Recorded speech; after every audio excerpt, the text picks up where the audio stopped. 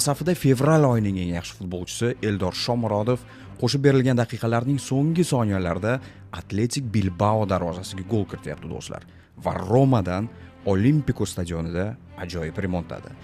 La dà verso Shomurodov, il controllo di Shomu che entra in area, Shomu ancora il rimpallo, Shomurodov!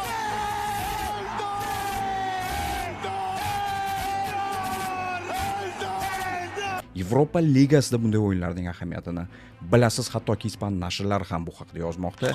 El Chiringuito Sport hammasi Shomurodov gol kiritib, Atletik Bilbaoni qiyin vaziyatga solib qo'ygani haqida yozmoqda va hozirda o'yindan keyin Eldor bergan intervyuni o'zbek tilida birgalikda tomosha qilamiz. Vamos. Ochig'i, Olimpico stadionida so'nggi daqiqada gol kiritganimdan juda ham xursandman. Bu aql bovar qilmas.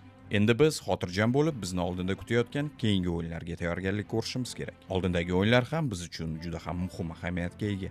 Shu sababli bor e'tiborimiz keyingi o'yinlarga qaratilgan. Juda ham qiyin o'tgan o'yinda Roma oxirigacha kurashdi va xarakter ko'rsata oldi.